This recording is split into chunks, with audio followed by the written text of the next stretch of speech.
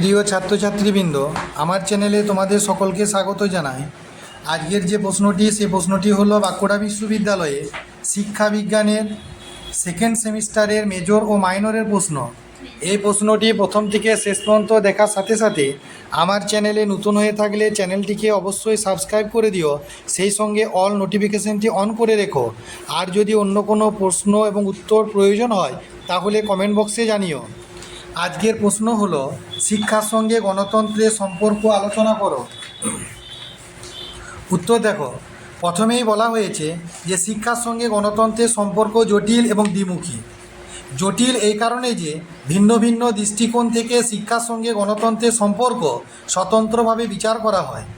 সমাজতন্ত্র, শিক্ষা তত্ত্ব, রাজনৈতিক ও অর্থনৈতিক দৃষ্টিভঙ্গির কিছু কিছু পার্থক্য আছে। আবার দ্বিমুখী এই কারণে যে শিক্ষা যেমন গণতন্ত্রকে প্রভাবিত করে, গণতন্ত্র ও শিক্ষাকে প্রভাবিত করে। সেই সঙ্গে শিক্ষা গণতন্ত্রের বাহন হিসেবেও গণ্য। বিভিন্ন তাত্ত্বিক দৃষ্টিভঙ্গি পরিহার করে শিক্ষার সঙ্গে গণতন্ত্রের দ্বিমুখী সম্পর্কের কথায় এখানে তুলে ধরা হবে। প্রথম পয়েন্ট, শিক্ষার উপর গণতন্ত্রের প্রভাব। শিক্ষার উপর গণতন্ত্রের প্রভাব বলতে বোঝায় গণতান্ত্রিক শিক্ষার প্রকৃতি বিচার করা। একটি গণতান্ত্রিক রাষ্ট্র বা সমাজে ব্যবস্থায় শিক্ষা যেভাবে সংগঠিত ও পরিচালিত হয়, সেই বিষয়টি শিক্ষার উপর গণতন্ত্রের প্রভাব হিসেবে বিচার করে দেখতে হবে। একেই বলা হয়েছে গণতান্ত্রিক শিক্ষা। 2 নম্বর পয়েন্ট, গণতান্ত্রিক শিক্ষার উদ্দেশ্য। গণতান্ত্রিক শিক্ষা ব্যবস্থা তখনই সংগঠিত হয় যখন দেশের রাষ্ট্র ব্যবস্থা সুষ্ঠু নীতি ও আদর্শ গণতন্ত্র প্রতিষ্ঠিত হয়। সুতরাং স্বাভাবিকভাবে আশা করা যায় শিক্ষার প্রধান উদ্দেশ্য হবে নাগরিকদের মধ্যে গণতান্ত্রিক চেতনা ও মূল্যবোধের বিকাশ ঘটানো। কোন মূল্যবোধের উপর কোন মূল্যবোধের উপর গুরুত্ব আরোপ করা হবে তা নির্ভর করে দেশের সংবিধানের উপর। আমাদের দেশের সংবিধানে প্রত্যক্ষ পরোক্ষভাবে পূর্বোক্ত গণতান্ত্রিক মূল্যবোধের প্রায় সব কয়টি গৃহীত হয়েছে এবং তার বিশদ স্পষ্ট ব্যাখ্যাও দেওয়া হয়েছে।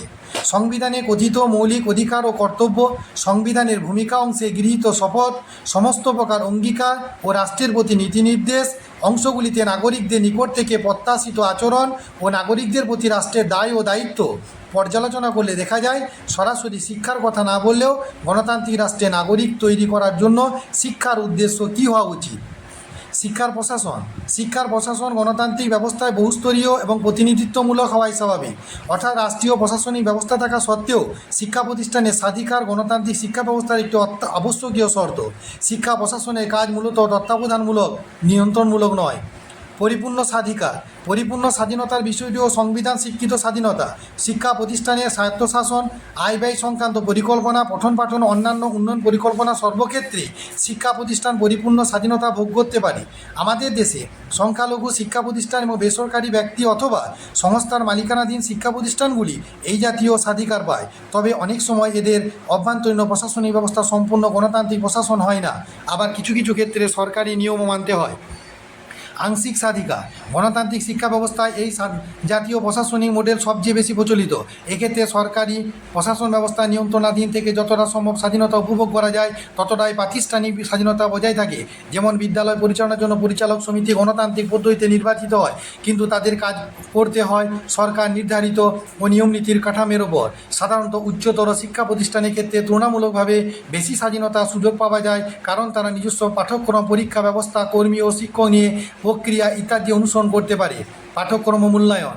গণতান্ত্রিক শিক্ষার পাঠ্যক্রম নমনীয়, যা এমনভাবে রচিত হয় যাতে সেখানে বৃহত্তর শিক্ষক সমাজের প্রতিনিধিগণ সবচেয়ে গুরুত্বপূর্ণ ভূমিকা পালন করতে পারেন। এমনকি নাগরিক সমাজের মতামত কখনো কখনো পাঠ্যক্রম রচনার ক্ষেত্রে মতামত জানাতে পারে। তবে যেহেতু বিদ্যালয় শিক্ষার ক্ষেত্রে অনেকটা বর্জনীয় কাঠামো অনুসরণ করা হয়, সেহেতু সাধারণ পাঠ্যক্রম রচনার প্রবণতা বেশি দেখা যায়। সেক্ষেত্রে পাঠ্যক্রম রচনার স্বাধীনতাও অনেকটা সীমিত হয়ে পড়ে। পরীক্ষা ব্যবস্থা অবশ্য পাঠ্যক্রমের সঙ্গে সামঞ্জস্য রক্ষা করে কোনো একটি বোর্ড বা অন্য সংস্থার দ্বারা নিয়ন্ত্রিত হয়। বিদ্যালয়ে নিজস্ব মূল্যায়ন ব্যবস্থা সর্বস্তরে গণতান্ত্রিক রীতি অনুসরণ করে, অর্থাৎ বিদ্যালয়গুলি নিজস্ব কার্যক্রম, প্রশ্নপত্র, মূল্যায়ন প্রক্রিয়া অনুসরণ করার স্বাধীনতা পেয়ে থাকে। আর্থিক সংস্থান। গণতান্ত্রিক শিক্ষা ব্যবস্থায় যে সমস্ত বিদ্যালয় সম্পূর্ণ স্বাধীন, তারা প্রয়োজনীয় ব্যয় নির্বাহ করার জন্য অর্থের সংস্থা নিজেরাই করে থাকে।